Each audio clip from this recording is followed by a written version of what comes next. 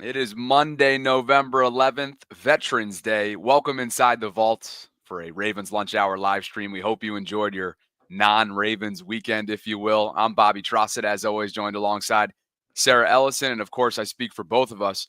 When we acknowledge Veterans Day, we know we have some active duty members, a part of our audience, past members. Regardless, we appreciate your service. We appreciate your sacrifice. Thank you. Thank you for being part of the vault, and thank you for serving our country. Bobby, we get to sit here every day on lunch noon hour to debate and argue and talk about the Ravens and all of that. And what a luxury that is that we get to do it because of people that do serve and do much bigger things for this country. So yes, we absolutely appreciate and respect and honor their sacrifice for all of us.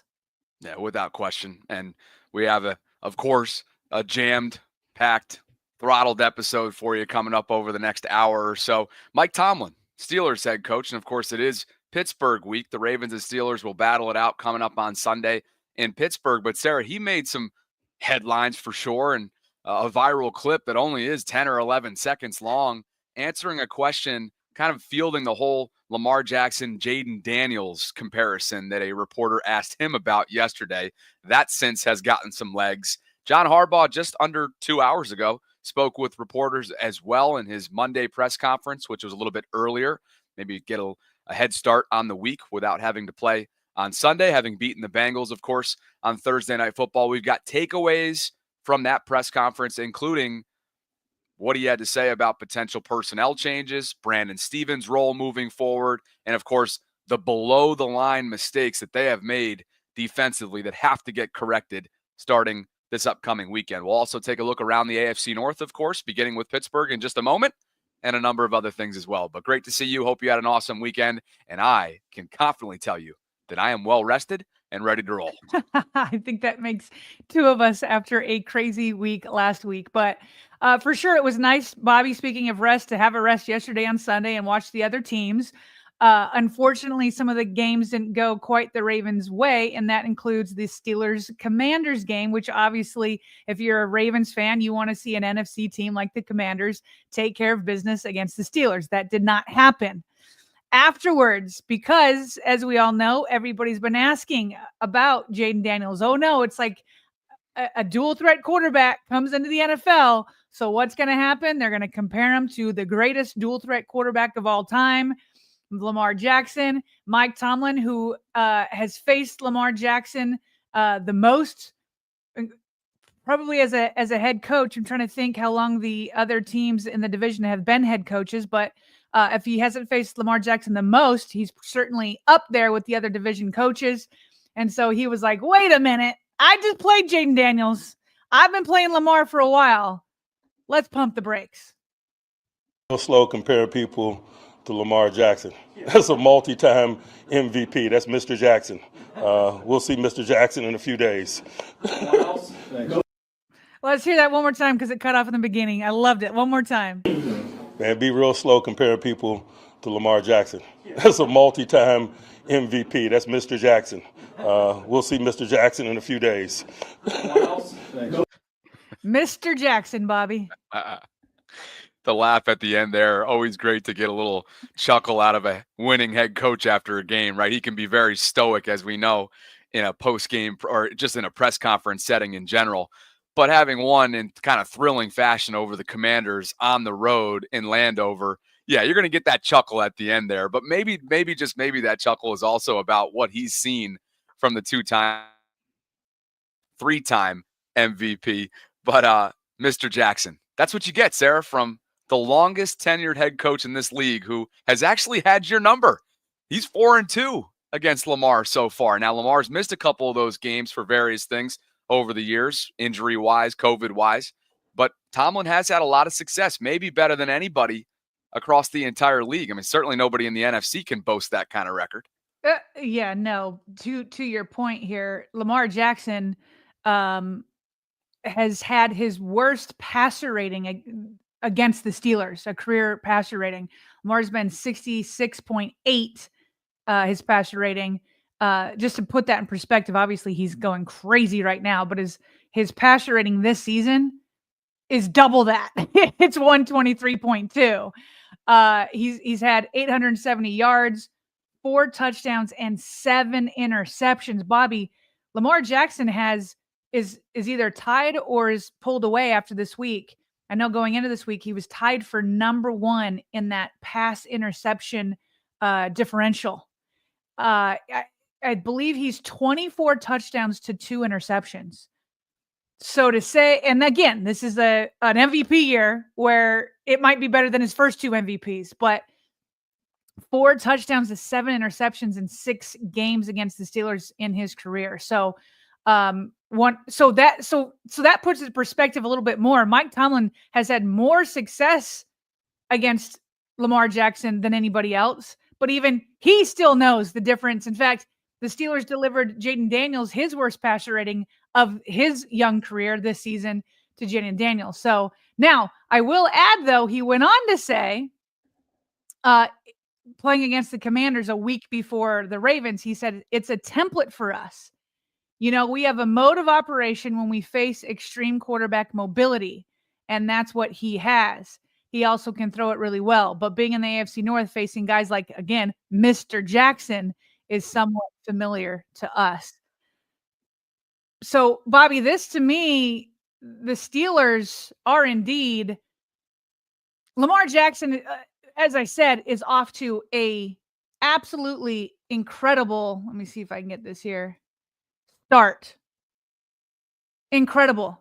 So comparing this to his last year's MVP season, 7-3 in both seasons. 24 passing touchdowns to 10 through 10 games of last year. He had 5 interceptions through 10 games last year, 2 this year. He's got more rushing yards, 539 to 481, and then he won that MVP. So he is once again having a career year. And so to me, that's what this week represents, Bobby, against the Steelers. If this is the team that's given you the biggest trouble, and this isn't an only Lamar Jackson issue, right? Obviously, I remember against the Steelers, a lot of guys have dropped passes for him in key situations and throughout the games against the Steelers. I feel like the Ravens have been out-coached when they've gone up against Mike Tomlin. So this isn't all on Lamar Jackson, but we know that Lamar Jackson needs to get over the Chiefs, right? We already know that. That's a big talking point. But I think this could be a stepping stone. You're going to face the team that has been the best against you in your career. If you can get past this stepping stone with a defense on your side that's been absolutely horrendous, literally the worst in the league in the pass defense, if you can overcome the Steelers, then that is a tremendous stepping stone that I think would be a great sign for things to come, even in the playoffs. I would agree. And you're going up against one of the top defenses too, which we're going to sink our teeth into at some point this week when we start to take a close look at what this Steelers matchup is going to be all about. Of course, they improved to 7-2 with a 28-27 victory that I referenced a few minutes ago over the Washington Commanders. And, you know, as great as Jaden Daniels has been, and he has been great for a rookie, you zone in on some specific statistics here. Clearly, there's some differentiation here about the year that the front runner for MV3 is having versus certainly the favorite for offensive rookie of the year. And you see it right here, whether it's yards per attempt, touchdowns, interceptions, or the amount of times they've been sacked, which some of that has to do with escapability. Some of that has to do with, I mean, every play is different when it comes to pass protection and whatnot. But clearly, for the audio-only audience, every single statistic that I just ripped off, Lamar has a comfortable lead. Well, look at the touchdowns alone. Yeah. 24 touchdowns to 9. And again, 9 isn't bad. I just showed you what Lamar was through 10 games last year. He was at 10. But 24 to 9. I mean, it's not even in the same category. By the way, Francis Trossa is mixing it up in the live chat right now, and I just noticed he's going after Don Royal about John Harbaugh. Look at this right now. This is hysterical. So for those who don't know, Francis Trossa is Bobby's father. Which is funny that his YouTube channel, I didn't even know he had one, but Francis weighing in here, a.k.a. Frank, says maybe Don Royal would like coaches such as the guys at Chicago, Jets, Giants, among many others who have come and gone. I will ride with Coach Harbaugh any day of the week, enjoy and appreciate. from the top rope. What up, Pops? Going after Don. Your dad is not afraid to mix it up. I will say that. Bobby, a couple notes from the Steelers game yesterday, since they did end up pulling that out. This speaks to, yet again, and I'm bringing this up because as much as, the defense needs to pick things up as we head into the second half of the season, or kind of already begun that. We know Lamar's playing out of his mind. Derrick Henry's playing out of his mind to the point where people are wondering if he should be MVP. Zay Flowers is on the way to being the first wide receiver Pro Bowler for the Ravens. Okay. The coaching matchup cannot be underestimated in this matchup coming up. Yesterday, Mike Tomlin helped win that game for the Steelers. So if you watched it, you know that it was close. Actually, the Commanders, I believe, had a lead for a minute. But Coach Tomlin was the one who made the decision to, put in Russell Wilson. I'll show you the stats of how the offense has changed since Russell Wilson has come in just a minute. So he made that change when they were already winning with Justin Fields. And so people were questioning him. But they've been better offensively with Russell Wilson. So that's part of the coaching there. The second thing is, the Commanders had a chance to win that thing. They almost converted on 4th down to keep a drive alive to go and score. But they were just short on a 4th down. Now, there's controversy of whether they really made it or not, but officially, according to the officials, they didn't make it. So the Steelers come back out. The Commanders put up a great defensive effort. It's 4th and 1. You stop them on 4th and 1, you get the ball back, and you get one more chance to come and win this when you ended up losing by 1. So the Steelers come out and they do the old try to get them off sides. And they did. And if you were watching the game, the cameras caught Mike Tomlin. As soon as they got the rookie on the Commanders to jump, Tomlin goes, got him. Got him. And what's interesting about the Steelers strategy, almost every game, it's to keep it close. And then they just know how to finish at the end.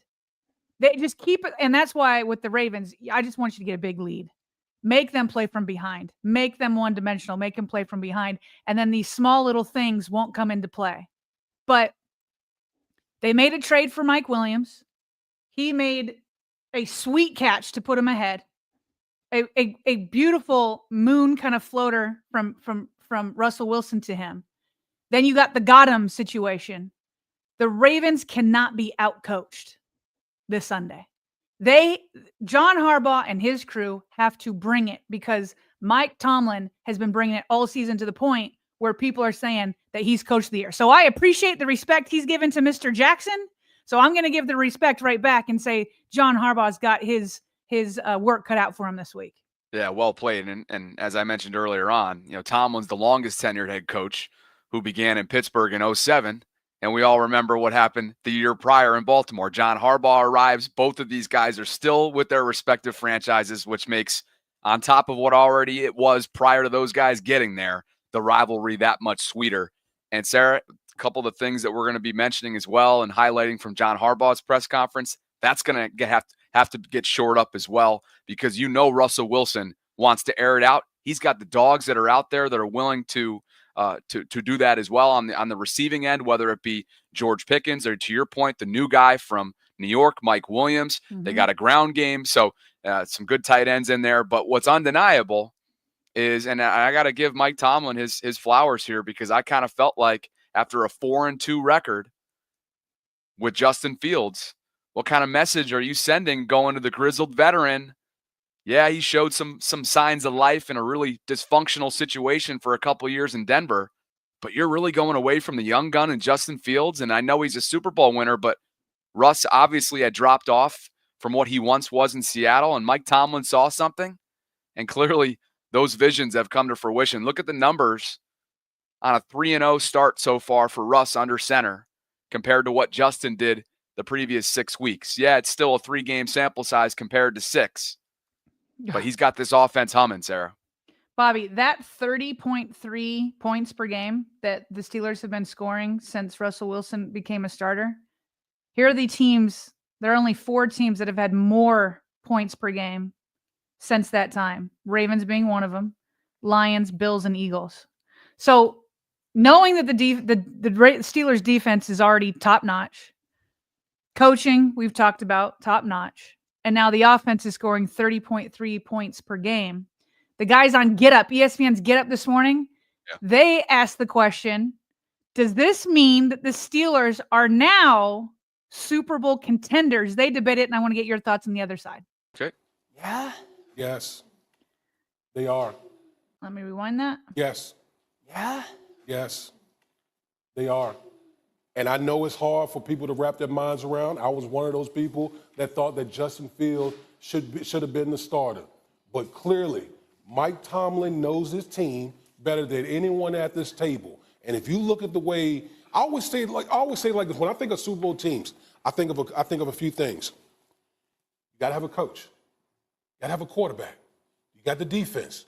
Do the Pittsburgh Steelers have all 3? Yeah. They have all 3. Sure. So you can't sit here and tell me, regardless of what we thought about the Pittsburgh Steelers early in the season, right now, you can't tell me that the Pittsburgh Steelers aren't one of the best teams in the AFC right now. I'll go all the way with him on coach and defense. Do they have the quarterback? I'm not ready to say that they're Super Bowl contenders. I think that they're in the playoffs, but Super Bowl contender, I'm not there yet.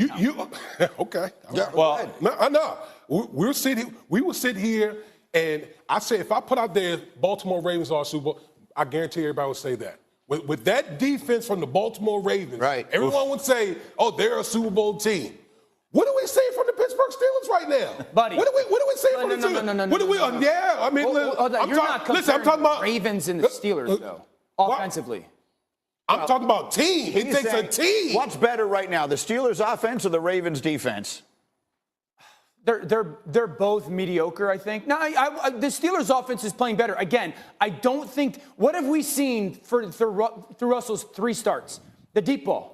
Teams aren't just going to constantly line up and give them the opportunity to take their shots deep as this season gets going. Let's not get it twisted. He was 50% completion rate and all that stuff. It's not exactly Dan Marino back there. Right. I mean, look, they play great on defense, all right, at times, all right, and then they can run the ball at times, and Russell can get hot at times. All right, so Bobby, gotta love Rex. Steelers are Super Bowl contenders, yes or no? Chat, feel free to chime in. Yes or no? Steelers. No, not right now. No, not right now. I think they have 2 quality wins. 2 quality wins that are impressive. One came yesterday against the Commanders, and the other came in September against the Chargers, who right now are in the postseason picture.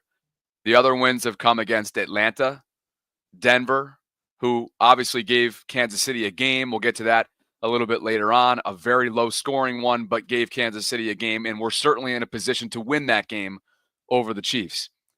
Vegas and the 2 New Yorks. Those are their other wins aside from Washington and the Chargers, which I'm calling as quality wins. It's not to overlook them, certainly not, not by any stretch. I mean, look at Lamar's record against this team and look at the way that they've been rejuvenated offensively with Russ and his deep ball game. So I'm not quite there yet with them. If they beat the Ravens and they go on to run the table in the AFC North and they have a onslaught of AFC North games, Sarah, their next month consists of AFC North. We're going to learn a lot about them over the next 4 weeks. They go home against Baltimore, at Cleveland, at Cincy, home versus Cleveland. They play the Browns twice within 3 weeks. We're all the Browns are the laughing stock, but they still have pride. They still have something to play for. And after that, you see Philadelphia, and then you go on the road to the Ravens, and then you see Kansas City, and then you see Cincinnati. There is a lot left to be said about the 2024 Steelers, just solely based on that freaking schedule alone. Okay, so I'm reading the chat, and it's ranging from no to heck no, to put it nicely. There's a couple of yeses. Okay, well then I hear you. Like, we're going to learn a lot about them over the next, 3 weeks, month or so. Let me ask you the second question that was in there. Which unit do you think is better? The Steelers offense or the Ravens defense?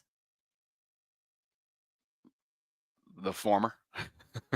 The Steelers offense. So that kind of begs that's kind of why you kind of want to be like, then why aren't they Super Bowl contenders if the Ravens are? And then I Is go it on the because Lamar Jackson is so much better to overcome Yes. his defense? That's why. Yes. It's the Yes. Lamar Jackson effect. Definitely. Got to have a Now, quarterback. look, at the same time, this Pittsburgh defense is a force to be reckoned with.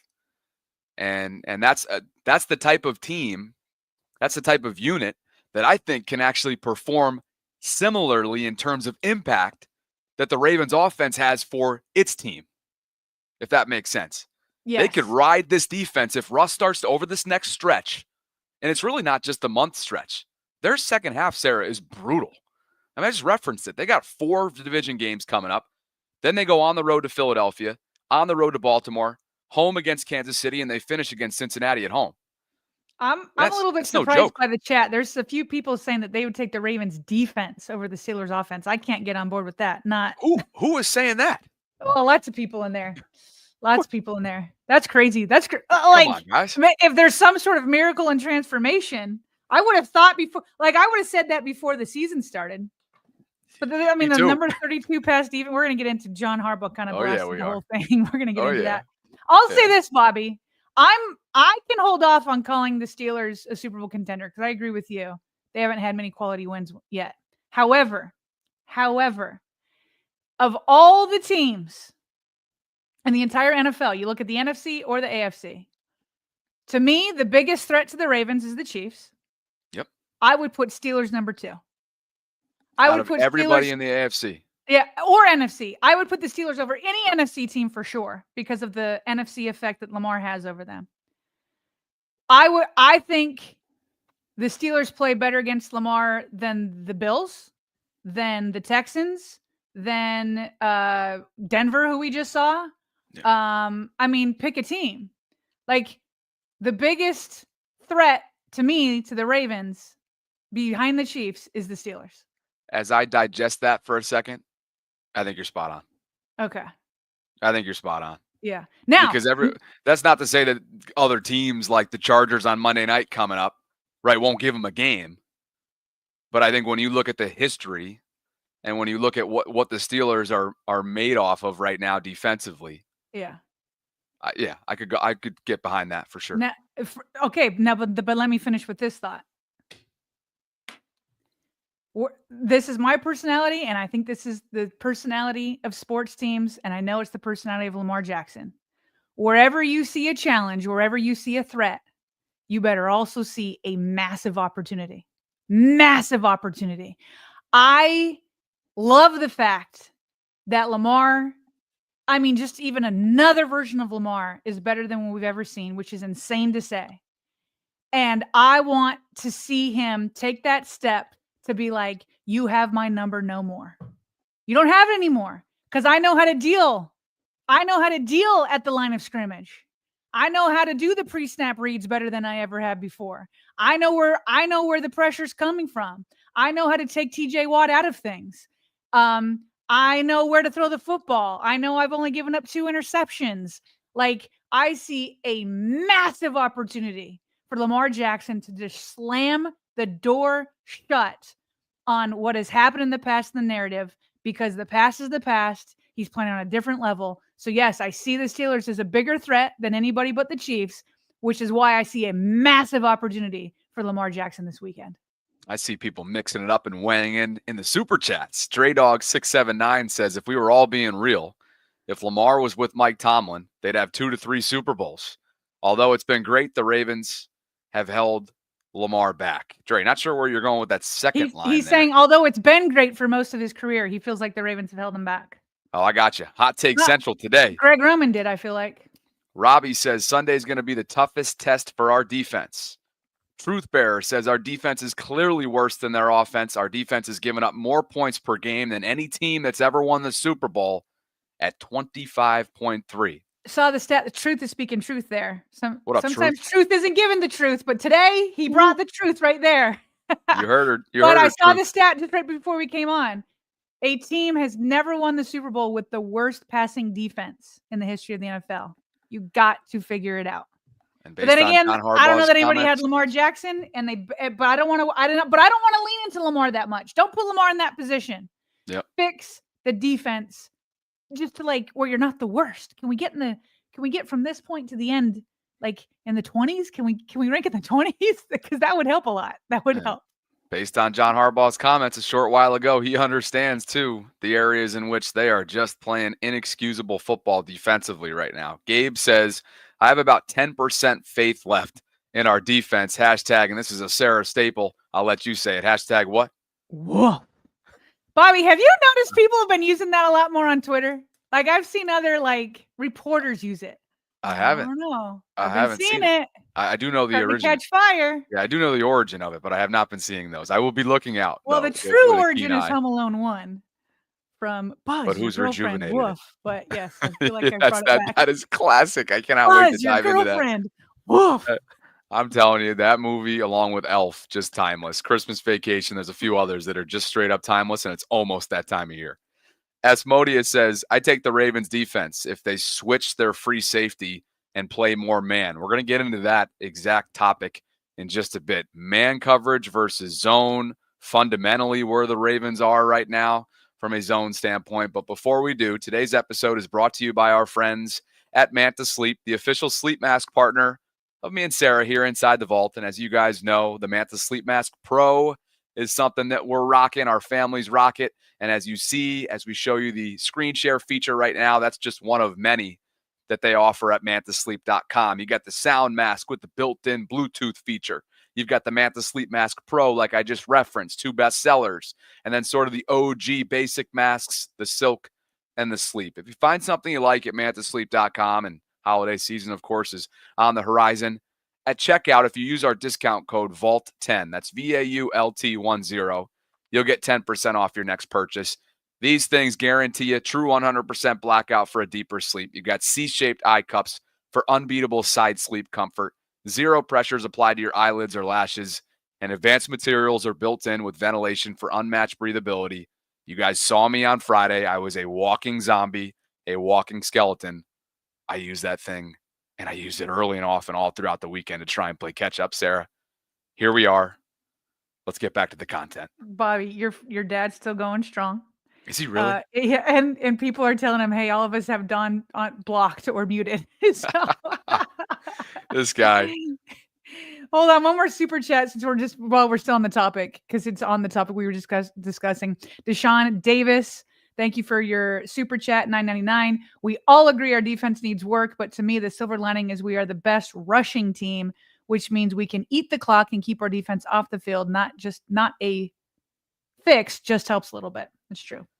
Lots of super chats coming in. We'll get to those in suddenly. just a bit. We'll try and sprinkle them in as much as we can, because it's time to shift gears to some takeaways from John Harbaugh's Monday press conference. And Wait. you better believe PQ. He's ready to go. Yeah.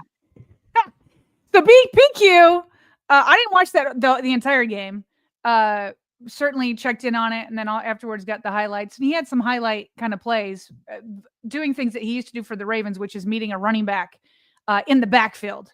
And so yesterday, he, after the game, put up a bunch of photos of himself with the caption that says, "Okay, I understand it now," clearly giving reference to a certain kind of TikTok video.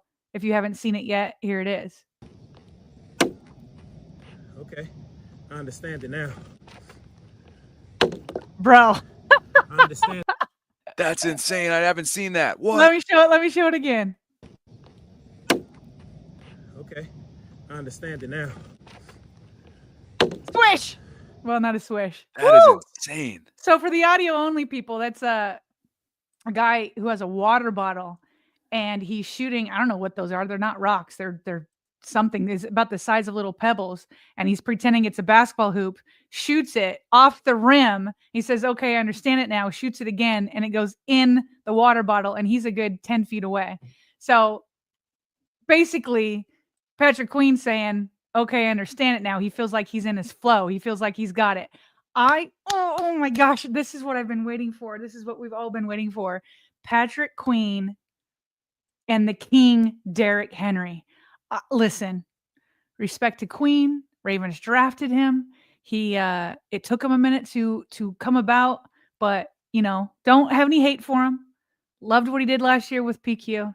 They were the best, in my view, inside linebacker duo in the NFL. but he's the enemy now. And he's been talking. He started talking a little bit, comparing food, all that kind of stuff. Bobby, there is nothing that I would like to see more outside of a win than Derrick Henry stiff-arming Queen to the ground. That moment is just, it has to happen. It has to happen. I need it in my life. I absolutely require it in my life. I need to see the King get well over 100 yards, and I just need him running over Patrick Queen. That is what we need among the Ravens flock. I require it in my life, she says. Unbelievable. There's going to be a lot of dynamics here. Not only a rivalry renewed, not only first place for the AFC North on the line and so on and so forth, but the in-game dynamics of former, past, present Steelers, past, present Ravens. The PQ one is going to be obviously the most noteworthy. Don't forget, you've got Deshaun Elliott that's in the middle of that secondary. You've got Chris Wormley on the Ravens. There's a bunch of other in-game dynamics that should make this one highly entertaining, especially from a physicality standpoint. And John Harbaugh was asked about the magnitude of the game, just being that, again, there's a lot on the line when it comes to in division. And he says, hey, if you want to win the division, you got to win division games. And of course, that's going to be coming up over the next 2 months, Sarah, heavily backloaded with plenty of in-division games still to come. All right, so Bobby, obviously one thing to win this game, as you saw last night against the Steelers, the Commanders kept going man coverage, single high safety, which was allowing Russell Wilson to hit Mike Williams for that go-ahead touchdown. Ravens, we just heard it from Rex. We just heard 50% completion percentage. The Ravens defense can handle this. If they just do the fundamentals, they can handle it. And that is big time what John Harbaugh spoke about. He said coming out of the weekend, they asked him, after you've watched tape from the Steelers, what's your takeaway? He did not hold back on what the Ravens want to get accomplished from here on out. They've already wanted it. This is the most passionate I've seen John Harbaugh on the topic to date this season. Coverage is better in those situations. We got to play our coverages better in those situations. Deep part of the field, especially the deep middle and the intermediate middle part of the field, are the areas that have been a problem for us. Just very inconsistent back there in that sense, and we're going to be attacking that. It's probably the one major thing. If I was going to put a priority thing on it, obviously, probably everybody would agree with that. That's the number one target that we have to get better at, is that aspect of our pass coverage. So. We worked at it through the weekend, and we'll continue to work at it, and everybody's determined to get better, and we have a growth mindset to get better at everything, but and with a high sense of urgency to get better at everything, but that one area has to get better. Harbaugh's seeing what the rest of us are seeing, Bobby. It's the deep middle and the intermediate middle. Number one priority that they want to fix. And in terms of what's been happening in those areas, he referred to a few of these as literally below the line. That's what he referred to in a different answer related to a lot of these inefficiencies, these deficiencies, these weakness points of those areas of his defense. Listen to this. They had 64 pass calls in the game. So that's a lot of passes to defend against good players, but you can't have those long touchdown passes. I mean, it's one thing to give up 9-yard completions, 7-yard completions on check down and low routes and go tackle them. It's another thing even to hit a sail route or an in-breaking route and tackle it, but to not tackle it or to let it get behind us, those are just things that those are below the line. Those are not okay. Not that you don't get beat every now and then. Teams get beat here and there, but it's just happening way too much with us right now. Sarah, you got to wonder with the mini bye, right, the playing Thursday night and having an opportunity to work all weekend, as he mentioned that he and his staff did. You got to wonder if there were any moments where, and in that self-evaluation, you say to yourself, something's got to change. We have time. We have a 10-day period, and personnel-wise, something's got to change. We'll get to that on the back end in just a bit. And I'll let you take this right now, actually, on that topic when it comes to Brandon Stevens. So I mean, he's calling it out. It's the deep middle and the intermediate middle. So, and we watched the tape. We already went over it. I mean, Marcus Williams was bad. He was bad. And he's saying it right there. Like, it's one thing to let a 7-yard check down go, which is what they were getting. But like, you can live with that over letting something go over your head. And Marcus Williams bit on that type of stuff, trying to help Roquan Smith in the middle when he already had somebody covered. And then that's when Jamar Chase went down the field for 70 yards. So they asked him, will you consider personnel or responsibility changes on defense? He says, of course you consider everything. Everything's on the table always. That's not a news story, certainly not headline worthy. So later on, they're like, okay, well, how does the newly acquired cornerback Tre'Davious White fit in? You just traded for him. He said, well, we expect him to get out there and take snaps in the rotation at corner, meaning on the outside. He made it clear later that it was on the outside. That's why we traded for him. So it doesn't look like he's like going to be like, okay, Tre'Davious is our new starter, nor should he with the way Tre'Davious has been playing. He's brand new, all of that. So he just sees him as a rotational guy for now. Okay, now the big question that we've all kind of been suggesting, not just our show. We've seen Jeff Zrebick suggest it. I've seen Ken McCusick suggest it. How about moving Brandon Stevens to safety, since everybody you've put in there hasn't worked out yet, and now you've got more outside corners. And so John says, no, that moving Brandon Stevens to safety, at least deep safety, that's not on the table right now. He's got a big job right now that he's trying to take care of. Underneath, we move guys around all the time. So that's not going to happen, Bobby. They're not going to move Brandon Stevens to safety. At least we're not going to see it this week. Yeah, and he's got a lot on his plate, that's for sure. And he's having a really, really tough contract year, especially when it comes to all the coverage yards that he's allowed. No cornerback on this team right now has allowed more than number 21. And it's tough because he's coming off a campaign where he was used early and often and effectively last year for them. And, another topic of conversation that's garnered some traffic and attention online is man coverage versus zone coverage when it comes to what the Ravens have deployed defensively. And as Ryan Mink totaled up here, and I think we may have mentioned this on Friday's show, Joe Burrow carved him up in zone coverage, 68.3% completion, 27 of 37, 368 yards, 3 touchdowns, and a passer rating of 131.4. Now in man, even though it was a smaller sample size, there was a significant difference in the effectiveness. 31.7% completion, it drops down to 7 of 19 for 60 yards, a touchdown, and a passer rating of 63.5. Sarah Childs Walker of the Baltimore Sun, I thought, asked a compelling question about the fundamentals that they teach in-house to John Harbaugh, meaning what he and his staff teach to his players when it comes to zone coverage. The thing is to keep the ball inside and in front at its most fundamental level. I think whether it's zone, it applies to run defense as well. You got to keep the ball in front of you. We believe in top-down principles for sure. Sometimes we're in spot zone, sometimes we're in match zone, sometimes we're in fire zone, sometimes we're in 2 deep, sometimes we're in 3 deep. All those things are different, and they have different ways of playing routes. But the bottom line is that you want to keep the ball in front of you, and you want to be able to see your threats and the ball. That's important. And maybe sometimes that's stated in terms of playing square. Now, if you're running with a route downfield or you're in press coverage, that can be zone as well. And it looks like man, it's kind of a man version of zone. You still got to be able to find the ball. And that's kind of where it starts. Bobby, I agree with you. I think that was an excellent question by Jonas, trying to get into that basic idea. Childs. Oh, that was Childs who asked that. My bad. Basic idea is keep them inside and then keep them in front of you. Like, that's the whole point. So why it was getting over their head is just against the Bengals is just crazy. Now, you pointed out the vast difference in success in the Bengals game. Remember, that was Bengals specific of zone versus man. That being said, Jonas Schaefer over the weekend had responded to somebody else's tweet about zone versus man and those numbers.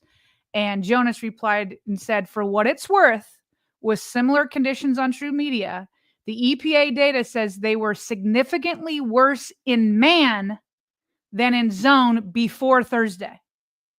So if you're wondering why the heck don't they just, like, if you're wondering, well, just go to man, that's the fix. Well, that was the fix on Thursday. Right. He's saying it was significantly worse in man than in zone before Thursday. He said similar success rates too. The margin is narrowed, but zone's still ahead, meaning the Ravens are still across the season. They've been better in zone than they have been in man. He said whether you exclude run plays or not, either way. So it kind of like right now, everybody's like, well, there it is. It's the easy fix. Like just go to man. And it's like, Easy fix Thursday night. yeah, easy. That was the fix Thursday night. And maybe it's because you were playing zone forever. And then towards the end, you switched it up. And so it didn't give Joe Burrow and his guys time to adjust. So before we go and start screaming, well, that's the answer, maybe, but the history this season has shown that it hasn't been before. Let's get to some more super chat donations that are coming in here. Asmodeus, aka Richard, what's up, brother? He says, correct me if I'm wrong, but don't you usually play zone heavy because you have no superstars in the backfield? I see tons of coverage failure in zone. Well, in the second half, they didn't have their superstar. That's for sure, Sarah. And Kyle Hamilton, we'll have an update on him in just a bit. Or actually, John Harbaugh didn't really give anything aside from the fact that it's good news that he avoided a significant injury.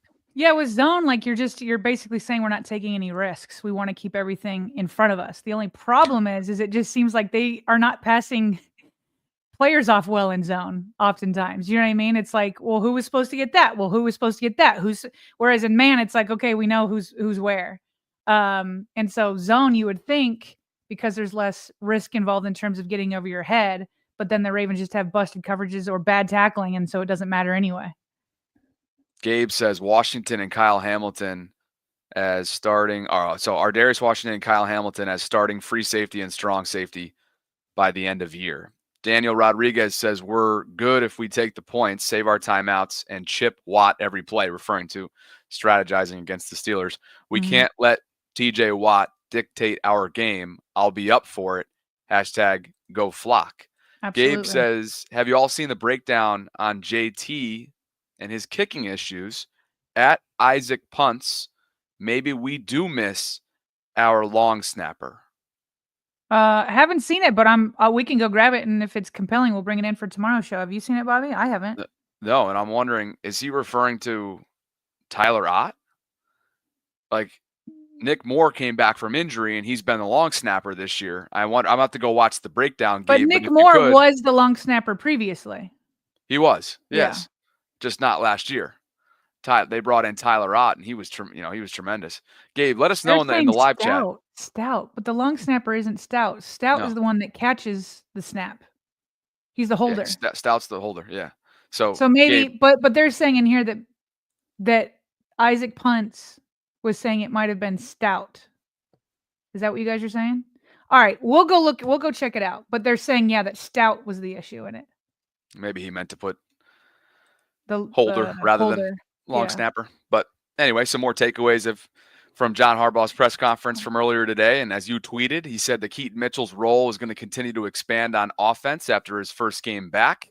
Did some return specialist work as well. And it's funny, Sarah, when I was listening to this at the gym, his presser.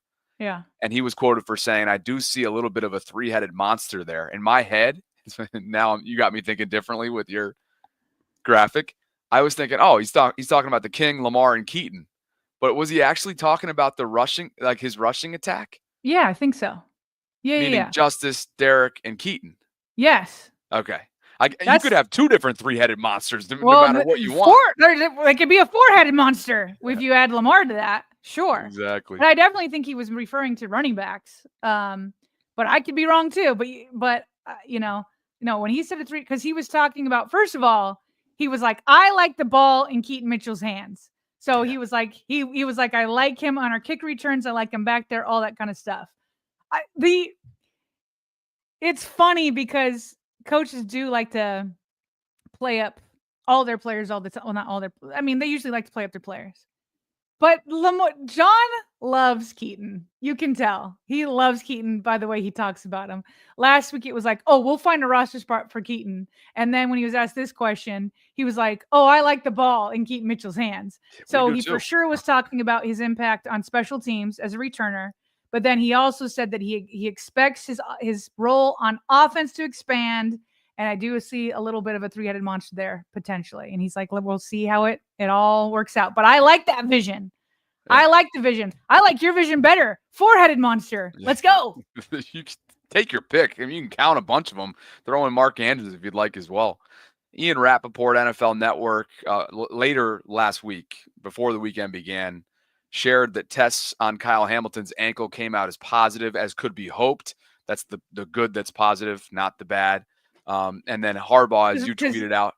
Yeah. Because obviously, like if you are checking to see if you like broke an arm and the results were positive, if the X-ray is positive, it means that you broke it. So when he says it's positive, he means in a good sense, not in a bad sense. Yeah. Yep. And Harbaugh adding on, he's been here all weekend getting treatment. Kyle has. We'll see how he looks Wednesday and going forward. And I'll just add in, based on some conversations I've had, Sarah, it's a day-to-day thing for Kyle. So hopefully that means.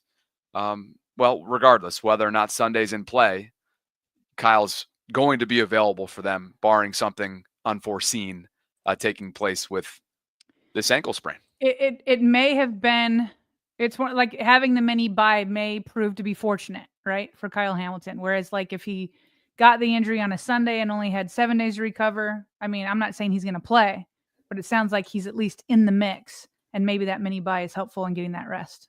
I would agree. And when you take a look around the league, around the AFC North, the Chargers took care of business. Jim Harbaugh's team improved to 6-3 with a 27-17 win over the Tennessee Titans. And it's not all that long from right now, Sarah, that these two teams are going to be meeting in the Harbaugh Bowl coming right up. That's right.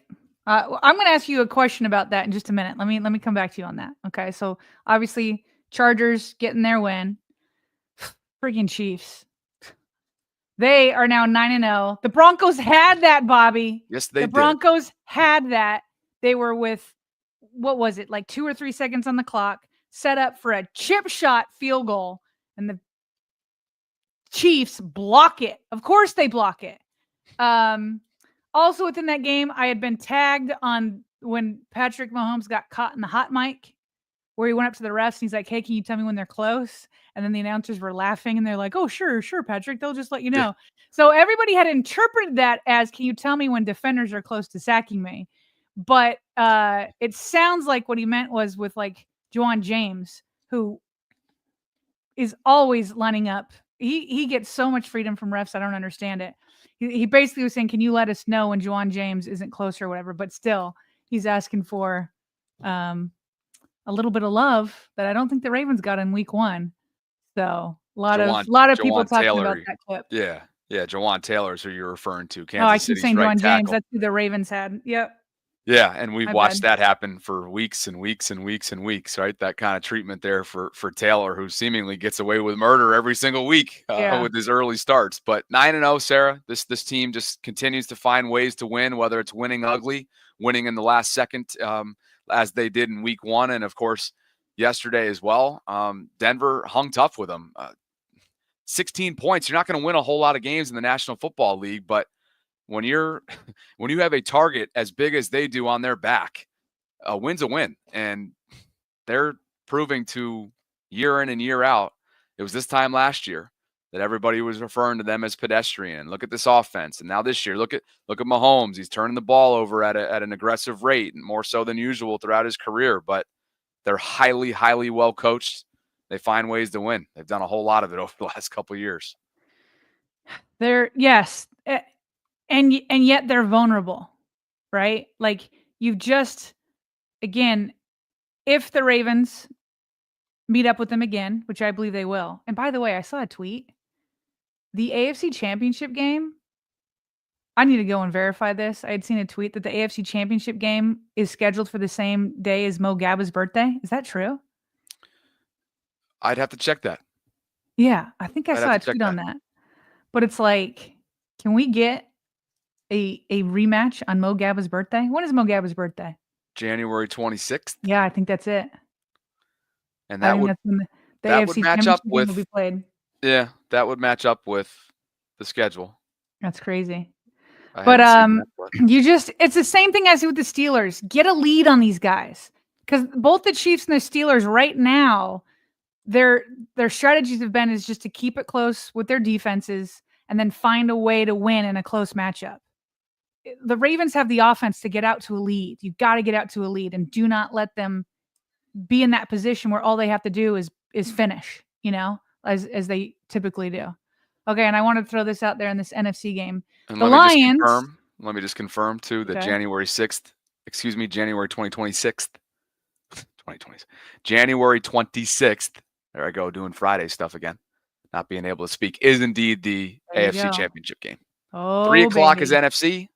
AFC 6:30 kickoff. Oh, baby.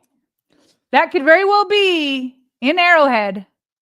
Ravens, Chiefs. That's what we hope for. That's what we're looking forward to. Meanwhile, Wow. Jared Goff. The Lions pulled out a win despite Jared Goff throwing 5 interceptions, Bobby. Now, not all of them were on him. But woof, 5 interceptions. And let me remind you the talk heading into that week. One, Robert Griffin III, who we appreciate and love, of course, former Raven, has Lamar Jackson's back all the time. But going into that game, he had Jared Goff as the front runner for MVP heading into that game. And so good for the Lions that they were able to overcome that and pull out the win. But I don't want to hear Jared Goff in this MVP conversation anymore. Bobby, could you imagine what would be said on all these national talk shows if Lamar Jackson was coming off a 5 interception game? 5 interception. So good for the Lions. They learned how to win despite that. But you get that man out of the MVP conversation. Don't you dare put him ahead of Lamar Jackson. I think this thing ends up coming down to Josh and Lamar, I think, over the next couple months. And we'll see how much Lamar beat him head-to-head decisively. It's not even in there. Oh, yeah. Oh, he's got a comfortable lead over Josh. Don't get me wrong. Yeah. I think it ultimately comes down to those guys 1 and 2. And Lamar's just so far out in front right now. But the Bills have really resurrected their season since they got smacked on Sunday Night Football. One other note on that game, just a tremendous game. Detroit, Sarah, at the half was down 23-7. Yeah, They shut out Houston in the second half and won that game. Yeah. I mean, it was a and tremendous that's without game. Hutchinson. That is without Aiden Hutchinson. Zadarius Smith, I don't believe, played. Did Zadarius play? I don't think he ended up playing. He did not play in his debut as a Lion. Yeah, too quick of a turnaround. But these Lions, Sarah, they play for their head coach. They embody everything he's about. Mm-hmm. Grit, tenacity, toughness. They had their hearts broken last year. We all remember watching that with a trip to the Super Bowl on the line. They're going to be a force to be reckoned with. It would not surprise me. And I think a lot of people have, it's not that far-fetched of a prediction that people had prior to the season, but a Baltimore-Detroit Super Bowl, I think we could all get behind that one. Yeah, I could get behind that. I could get behind it. I could get behind that for sure, especially because the Ravens would win that. Truth Bearer says Mo Gaba's birthday and the trophy called Lamar Hunt. Oh, true. All together. Boom. Look at all the mojo. Love it. See, it's like written in the stars, Bobby. Written in the stars, a million miles away. Oh, there we go. Mrs. Keep going. That's where I trail off. I need the lyrics in front of me.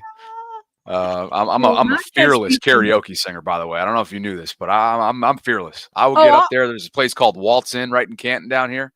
I'll walk my butt right in there, drink or no drink. You give me that mic, I'm letting it rip. It's probably going to be off pitch and horrific and embarrassing, but I'm not embarrassed. I'm ready to roll anytime. You want to do that sometime? Let's do it. It is scary how similar you and I are because I am a terrible singer.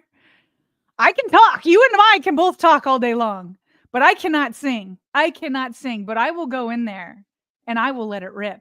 And I bet both of us would do it. Obviously me, but I think also you, without a drop of alcohol in me. Oh, like yeah. not even necessary. Like, let's go. Absolutely. And your ears are going to hurt, but you're going to have a blast. That's right. You're still going to have a blast. Every day of the week and twice on Sunday, baby. The Patriots claimed Yannick Ngakoue who just Bobby finished up his Sinatra. second stint. Sorry. What's that? What'd you The say? chat, I just love the chat with their names that come up for you. Oh, yeah. Bobby I'm telling you, Sinatra. Bobby is such a play on words that they love doing it. They Bobby Baritone, Bobby Bachelor, Bobby Baltimore, Bobby Syracuse for whatever reason I got recently. Like some of the most random Bobbyisms. Chat is But I saying try you're to singing embrace to them. Madison. Oh, singing to Madison. I've yet to do that. Oh, drunk Bobby and sober Sarah karaoke. Now that we could all get behind. Let's go. Oh man. As for Yannick, remember he was the Ravens prior to the trade deadline. And this is a note from Tom Pelissero. The Ravens could have released him from the 53-man and then immediately signed him to the practice squad because of his vested See, that's veteran what I status. thought. That's what I thought. Remember when we were first reading it from Adam Schefter? And I was like, oh, I'm sure they talked to him about it beforehand. And I'm sure they still want him. And because he was a veteran, I felt like they could just sign him to the practice squad. But at the end of the tweet, he said, we'll see if he clears waivers. And I'm like, but do you go through waivers as a vested veteran? I didn't think you did. Well, I think that was an oversight on his part. Okay. And See, you were but right I deferred to the great Adam Schefter, but turns out I know a thing or two. You were right to question him. You do. And as Tom Pelissero noted, again, the Ravens opted not to. So before the deadline, they could have released him from the 53-man and then immediately signed him to the practice squad afterwards because he's a vested veteran. Now, as we all know, that's not what took place. After the trade deadline, all players are subject to waivers. And so, as any team you would think would take a flyer on a pass rusher with his track record, even though he's been banged up in recent years and production levels are down, you're gonna take that chance. And the Patriots did, and now Yannick's in New England. So why wouldn't they? Is Yeah. the question. Oh, from a Ravens From the perspective? Ravens. Yeah. Yeah, I have no idea. Nobody asked that today. Yeah. Nobody that asked continues to anything be. about Yannick today. I tell you what, his 2 exits from Baltimore have been strange. Yeah. He's had 2 exits from Baltimore, this being the second, and there's such little clarity on why Yannick hasn't been a good fit in Baltimore. Very little clarity. But it's not like he's been like last time it was like, what the heck is going on? Like Yannick has been great on other teams. This time it's like, well, he was playing better than David Ojabo. Like he was activated over Ojabo. Like, I just don't know what happened. Yeah. You know what I mean? Like, it's not like he was terrible. I mean, he was better than Ojabo. He was playing well enough that Ojabo wasn't active. Literally. So hopefully somebody follows up on that and asks. And it's a group, right? Yeah. And it's a group that, okay, prior to this 40 pressure evening that they had on Thursday night, was highly, highly underperforming up front and not getting to the quarterback. Yeah. And then all of a sudden, this group came flying out. Sarah, 56 passes Joe Burrow attempted, and we went over the number. They had 40 pressures. Ravens had 40 pressures of those 56. And I felt like the pressures did have an impact, at least early in the game. Like the incompletions early in the game, I think was big time part of because of those pressures. But not enough to really change around the statistics. Well, but then when the back end lets Jamar Chase go crazy, then whatever, So got a great super chat here that would love to mention here. BG Method says, Happy Veterans Day. I'm a vet, active duty Army, CW4. I have to check that, BG, so I can give you your due here. CW4. Sarah, can you look that up while I finish the super chat? I'm from Baltimore, went to Morgan State, love my Ravens and Baltimore. Thanks to all those who served before me, with me, and after me. Freedom isn't free. Salute to you, BG. Appreciate your super chat donation, as we mentioned off the top as well. Thank you for making the ultimate sacrifice. We know we have so many of you within our audience in and around the Baltimore area or outside of it or overseas. And we obviously thank you so much. CW4, a Chief Warrant Officer 4 is a rank in the United States Army. Warrant officers are technical experts, combat leaders, trainers, and advisors who support a variety of Army missions. Thank you. Thank you. And thanks, BG. He says, thanks, ladies and gentlemen. It's been my pleasure. Yeah, we appreciate you. Elsewhere, as far as this is what's what I was coming going to up. ask you. I should have brought it up after we finished going through the games. Okay, so as Jeff pointed out on Twitter, the next 3 Ravens games are the Steelers, Chargers, and Eagles. If they're in first place in the AFC North, when they enter their Week 14 bye, they'll have earned it. I was going to ask you a question about it, but I guess I already did. I was going to say, which of those is the Ravens' biggest challenge? I think we both agree it's the Steelers. What about between the Chargers and Eagles?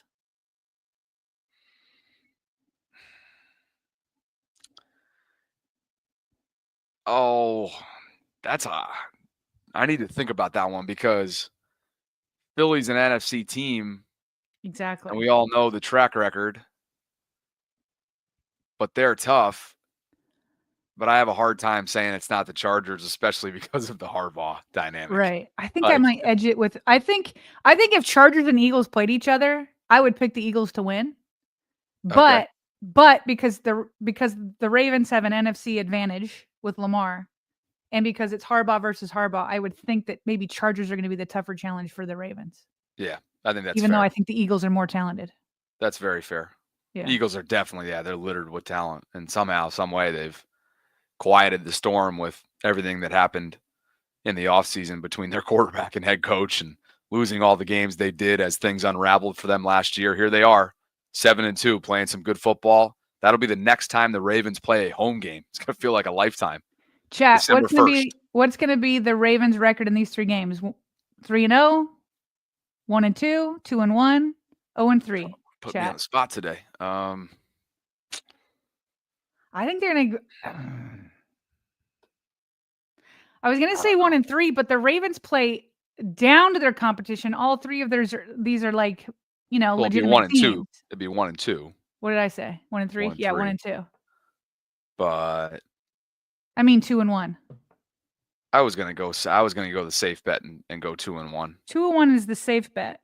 There's a part of me that feels like the Ravens rise to the occasion in like November, December, and play some of their best football. And this season, of course, they've beaten, other than the Chiefs, all teams that are playoff contenders. Yeah. So there's a part of me that believes they could go 3-0, but it wouldn't surprise me if they were 2-1. I'm going 2-1, and spoiler alert, I am going Ravens this week after getting embarrassed last week. Okay. Okay. So, score and all that stuff still to come, and we'll have, of course, plenty of content coming up this week, and our game preview on Friday. Are we fully caught up with Super Chats? Yes, we are. Just a couple things. CBS Sports asked which look is better, the all purple color rush or all black. It's got a color rush I love, but I'm putting it number 2 to the all black, right? Like that's easy, right? Yeah. Yeah. I will say the alternate helmet I think has been a big success. There's been a lot of There's been a lot of discussion. It seems as if there's a universal appreciation for the alternate helmet that was displayed the other night. Yeah. So that's on the right. On the left, Lamar had put up an Instagram that had him in the same kind of tired position of the meme we know of from the Popeyes worker, just looking like they're tired. And yeah, I'm not going to read it. I'm going to sound like an idiot if I read the caption, but it's just him being like, look, this is all in a day's work, baby. All in a day's work. This went viral. This was pretty funny. I'll read it. How about it? Yeah, you go for it. Yeah, Auntie, I'm with you. I'm sorry. Yeah, Auntie, I'm with you. Work Would ain't he say no auntie? joke. I think he'd say auntie. Auntie. Yeah. Yeah, why Auntie, I'm not I'm with judging. you. Work ain't no joke. They got me on SIGs in the locker room. So that's Lamar face down. Is that a Popeyes or a Dunkin' Donuts? And they're worker? saying it's yeah, not ya. See, this is why I wasn't. See, good on you for putting yourself out there. Julian says, yeah. Is it Popeyes or Dunkin' Donuts? It's Popeyes. Oh, okay. Gotcha. Yeah. Well, Lamar stays winning on social. He's pretty friggin' funny. So Popeyes Bobby. Popeyes Bobby. Bobby Popeyes. Bobby Popeyes. Hey, you wanted to shout out some people before we do. I'm Yes. curious. I didn't know where you're going with this, but let me get the patrons in here. Okay. And I'll let you set things up. All right. Ryan Hardy and Joseph Hester, brand new patrons of ours that just joined the Vault Patreon community. via the monthly shout out level tier. And so Ryan, Joseph, so glad to have you guys on board. We appreciate you being part of the Vault Patreon community. We appreciate your interest in us, your support of the show. And if you guys are interested in doing the same this football season, you can do so for as little as $1.99. It goes directly towards supporting the bedrock of this channel, which is our Patreon community. Patreon.com/RavensVault podcast. There is a pinned comment right now in the live chat if you're interested in hopping on. And Ryan, Joseph, welcome. Yes, thank you. All right. So, yeah, you said you know where I was going to go with this. So, randomly, I can't remember why I was looking at numbers over the weekend in our YouTube. But I randomly came across some demographics of our audience. So, in the last 28 days, Bobby, we've had 91.5 thousand unique viewers. Unique. So, almost 100,000 different people have checked in on our show, which is bananas to me. 100,000. Okay. So, and about 60% of those are returning viewers. Okay. I kind of had the impression that our audience is more male than female, right? But I didn't know how much. Of those almost 100,000 unique viewers, 90.5% are male. Okay. 9.5% female. So why am I bringing this up? First of all, shout out to the 9.5% female. Talking about the Tanyas of the world, the Tilas of the world, Sherry. I'm sure there's more, but those are the three I see comments a lot. Holly, a lot of you out there. Okay. But I bring this up because oftentimes women in sports will feel, I don't know, a certain type of way. Like men will come at females sometimes in sports. Okay. But I want to say that in all the years that I've covered the Ravens, I want to give a shout out to the men. So I've been doing this, got my internship with the Ravens in 2005. So we're coming up on almost 20 years. Never, ever, ever have I felt like men don't want me speaking on football. And that doesn't mean that there aren't the trolls here or there that say dumb things. But I usually think it's people from other teams that don't know me and they're mad at me. So they take the low hanging fruit and will give some kind of like woman comment or whatever. But the vast majority, Bobby, of my interactions with men when I talk about football has been positive. And that doesn't mean I get it right all the time. I appreciate it when I give a take, and whether you're a man or a woman, that you disagree with it, but you disagree with it on the merits. So I just feel like sometimes men get a negative shout out with this type of stuff. I wanted to give a positive one. I love our audience. I love our females out there. Appreciate you and all your support, but also men. I appreciate the men that push back on my takes without ever going personal. I appreciate the men that support all of that. But almost 20 years of this, and I'd say 97% or more of my interactions have been great. So just totally feel at home with our audience, and I have for my entire Ravens career. So a shout out to the men.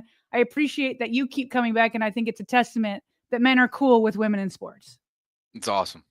You've taught me so much over the years too. I've leaned on what's really become institutional knowledge from all the years that you spent there, especially from a cap standpoint and your understanding of the business side, what you learned throughout your years. And during Lamar's contract saga, you really leaned on you heavily. So yeah, goes without saying, awesome partnership. I'm glad you brought this up. And those of you who are wondering, that unique viewer number, to Sarah's point, that's a number that reflects, almost new people, Sarah, that we're bringing in here. Yeah. Now, over the last 28 days, if you're wondering what the overall number of views is, it's right around 400,000. And so we feel so grateful that this growth, talking about a growth mindset, to use John Harbaugh's phrase from earlier today, like that's what we've taken. And as we kind of close in on another milestone of 20,000 subscriptions in under 2.5 years of doing this show, man, that just fills me with gratitude and motivation more so than anything else. So goes without saying, if you guys are enjoying us, if you feel like we're building something special and you want others to be a part of it, we'd love for you to spread the word, like every single video if you enjoy the content, which helps it shoot out to the YouTube algorithms. Subscribe, hit that notification bell, all those free things that go a long way in terms of the analytical growth process that every single YouTube channel tries to achieve. So, good stuff, partner. Hey, man, I'm seeing so much love in the chat. Love it. Love the love goes both ways for sure. Gabe says, first live show, I thought Sarah was mad and yelling at me through the screen, but I stuck around because you two tell the truth. We support you both. There is that dog side of me for sure that comes out. And that is not the first time I've heard that I yell. Mr. Steve Bisciotti was one of the first to bring that to my attention. That's right. Learned my lesson. Love that story. USMC Beemore says, happy Vets Day to all vets and you guys as well. I'm a Marine, baby, and their next 3-game record is going to be 3-0. I'm going all in with Lamar. Nice. Thank you for your service. Prince Lee wants to know if we got his tweet. Tweet us again, Prince. I never saw it unless you put it up through the show. Twitter. I'll be honest. It's tough to see it. It's like the mentions are nonstop on Twitter. But we do try. I do try. I try to interact on Twitter. Yeah, you do a good job. Better than me. Prince, if it came in during the show, then we'll take a look. But I don't see anything right now. So anyway, thanks to Manta Sleep for sponsoring today's show. Go check out their sleep masks, including that built-in Bluetooth sound mask at mantasleep.com. And if you use our code VAULT10, you'll get 10% off your next purchase. All that information can be found in the show notes. And again, if you want to support us, a great way of doing so is supporting our brand sponsors that help us out immensely when it comes to the growth, the longevity, and everything that we're building here inside the channel. So anything else from you, partner, before we jump? Happy Veterans Day. Once again, we appreciate you guys. I mean, it feels like sometimes you take it for granted for sure. There's so many freedoms we enjoy due to your service, your sacrifice, and your family sacrifice.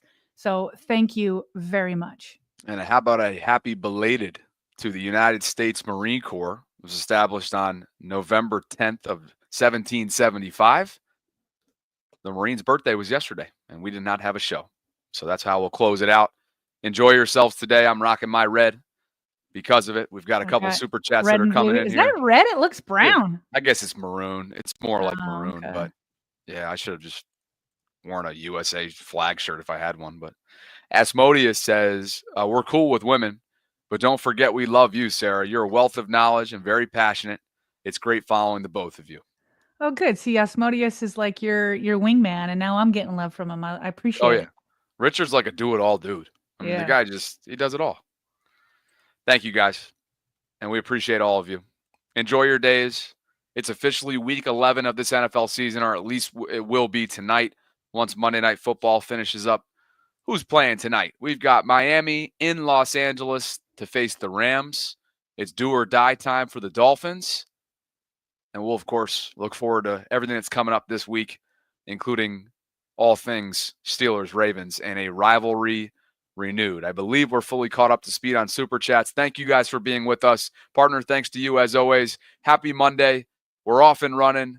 Plenty to get to tomorrow, 23 hours from right now, when we bring you a Tuesday Ravens Lunch Hour live stream. And for my co-host and partner, Sarah Ellison, I'm Bobby Trossett, signing off from this Monday edition. Like the video, subscribe to the channel, hit that notification bell on your way out. And as always, hit us with your thoughts, whether it's via email at BaltimoreRavensVault@gmail.com, in the comments section, on social media. You know where to find us. And as always, we appreciate you guys for spending some time with us here inside the vault. We'll talk soon.